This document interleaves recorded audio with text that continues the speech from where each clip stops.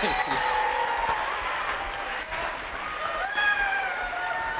you, thank you. All right, stop. All right, yeah, well, I'm gonna try not to cry. Man, great experience. Like I said, most physical, mental, emotional weeks of my life for sure. Also, best experience of my life, and it's not just because of winning Forge and Fire was it the best experience of my life. The guys I met, Mike, he's crazy. He's a little different, but he's a great guy. Ken, I wish I could have spent more time with him. He kind of left a little early. Tim, I'd probably consider him one of my best friends right now. I mean, he's a great guy. I want to tell you guys a little bit more about that. So on our way to the set the first day, we're kind of all talking about what we do, how long we've been doing it, and we kind of all went around. I said my spiel that you guys heard.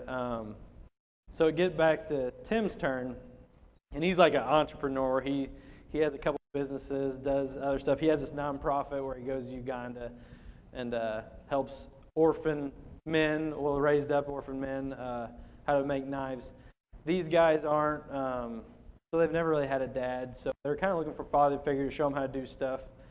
And so Tim was telling all about all that and how he goes. He goes like 3 times a year to Uganda to teach these guys. He built them a forge, goes and teaches, and he teaches them so he's not just giving them money. He's teaching them how to do life skills so they can go and provide for the family.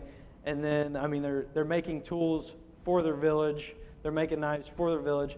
Then Tim also goes and buys knives, brings them back to the United States and sells them, and 100% of their profits go back to Uganda.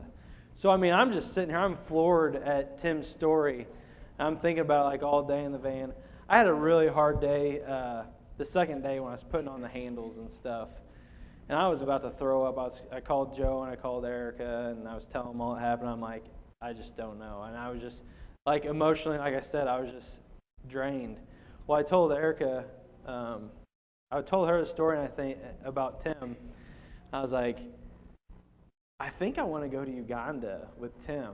I mean, like, I help out with the youth at our church, and I do stuff as much as I can in the community to try to help out people. I've never really felt led to want to go overseas and do any types of missions like that, because nothing's really ever came up that I'm like, oh, I mean, that's me, I need to do that. Well, after Tim talking, I'm just thinking, that's me, man. I want to go to Uganda and teach orphans how to make knives. I mean, I feel like that's what I'm supposed to do in life after hearing it. So the next day we do all our stuff. We're on our way back. We get out of the van, and we're drained. We're just exhausted. We're there for they pick us up like 7 o'clock in the morning, and we're back at the hotel like 7:30 at night. So it's like an all-day thing. So we're walking through the lobby. I said, hey, Tim, so I want to talk to you for a second. And he's like, yeah, what's up? I said, hey, I said, this might sound kind of crazy, but I want to go to Uganda with you. I mean, I would love to go to Uganda and do what you're doing. Maybe just one time. I mean, I just want to experience and try to help, as much as I can. And he starts to tear up. He's like, John, he's like, I wasn't supposed to be here. He said, I had some problems with one of my businesses, and I should have stayed home. He said, I don't really need the money. I don't need to be here. He said, the reason why I'm here is I've been praying that I would meet someone that would want to go to Uganda with me and make knives and teach these guys how to make knives. So let me remind you, I did not talk to Tim about any of this before that. When I talked to him, it's when I talked to him. So, I mean, he prayed that he was going to meet someone to make knives, and I know nothing about it. And I go ask Tim if I can go to Uganda with him to make knives. I mean, how crazy is that, right? So we get to talk more about it. Yeah, it's awesome. So we start talking more about it, and I wasn't supposed to be on this episode. They were supposed to have me like a month or 2 before, and they ended up pushing my episode back. Well, come to find out, Tim was supposed to go way a long time ago, and it snowed, and they ended up pushing his episode to where my episode's at. So, I mean, and I was praying about it and doing all this stuff. So, I was getting back to my first part of the story, I was telling Erica about how worried I was and it's not going to happen. And me, my competitive side, if I'm if I wouldn't have won Forged in Fire, I would have been sick forever probably for it. I mean, that's just how I am. I know I do good and stuff, but I was telling Erica how worried I was, and she said, Johnny, no, you probably weren't meant to win Forged in Fire. You were probably meant to go to Forged in Fire to meet Tim to go to Uganda, because that's a way bigger thing than the little $10,000 that I won. So with all that, I'm thinking it's making me feel a lot better. So I got to talking to Tim more, and he's like, yeah, for sure, we want to do this. So I'm going to Uganda sometime after July of next year. And I want to make as big as an impact as I can. Like I said, so I want to try to do fundraisers and stuff, and this is the all beginning of it. And I'm glad all you guys can be here to kind of hear the story and maybe tell other people about it, because I want to try to make it as big as I can. This is going to sound crazy, but my goal when I go to Uganda, it might be a year away, but my goal is $50,000. I mean, that's insane, but I feel like the platform I have now, I think I can probably do that if I get it to the right people and do what I need to do. With the $50,000, I would love to, this is my goal again, it might sound crazy, but I'd like to get like a shipping container and fill it with every tool I can find, every power hammer until that money runs out, and I'd like to take that over there with me. Because all they have is like a stick hut now that they build stuff in. If I could take a power hammer over there and a press, I mean, it would work wonders over there.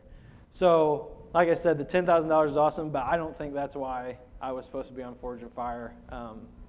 I know why I was supposed to be on Forged in Fire, is to meet Tim Troyer and go to Uganda with him. So it was awesome, great experience, and meeting Tim and everything made the experience even better.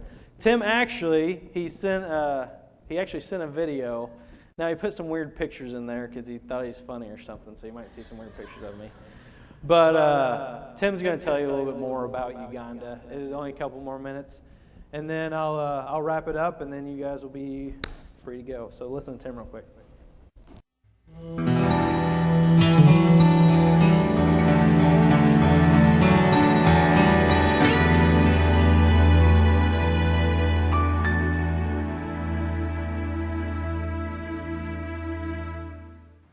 Hey everybody, Tim Troyer here from Sugar Creek, Ohio, Sugar Creek Forge, and I'm so tickled to be with you, at least by video, and say congratulations, John, on winning Forged in Fire. Couldn't happen to a nicer guy.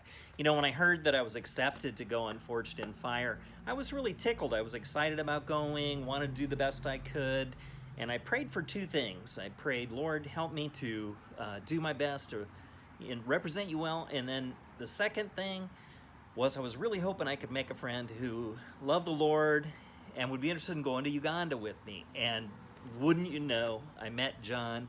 We hit it off right away, and I feel like I really won Forged in Fire in terms of just gaining his friendship and having the fun that I had. But John asked me to tell you a little bit about my work in Uganda. I'm working with a group of orphaned and at-risk young guys, teaching them to make knives for a living. And I'm doing that through my little mission organization I started about 20 years ago called The Reckoning International. And The Reckoning is an organization that is faith-based. We seek to really help people make a living and make a life. We want them to know God, to be introduced to Him, to be invited to worship Jesus. But we also want to help them to work hard with their own hands and take care of their needs and the needs of others. So Uganda is a poor country. It's one of the youngest populations in the world. If you're 30 years old or younger, there's 63% unemployment. So people really need work. So we got this group of guys, began teaching them to make knives, and they're really getting good. It's outside of a little village called Bamba in Uganda, and I've got a couple pictures to show you. The guys are doing really great. I explained to them about Forged in Fire. They're really excited to meet John in person. So enjoy the pictures. And thank you very much. Congratulations again to you, John.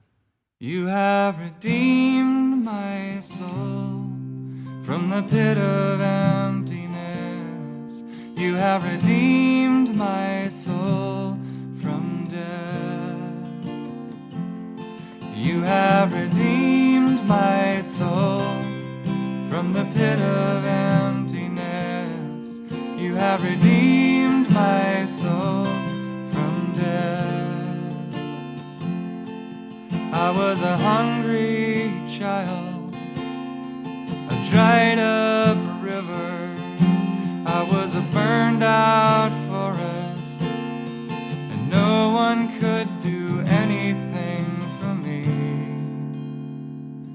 But you put food in my body, water in my dry bed, and to my blackened branches you brought the springtime green of a new life. And nothing is impossible for you. Now you have redeemed my soul from the pit of emptiness. You have redeemed my soul from death. You have redeemed my soul from the pit of emptiness. You have redeemed my soul from death. You have redeemed my soul from the pit of emptiness. You have redeemed my soul from death. You have redeemed my soul from the pit of emptiness. You have redeemed my soul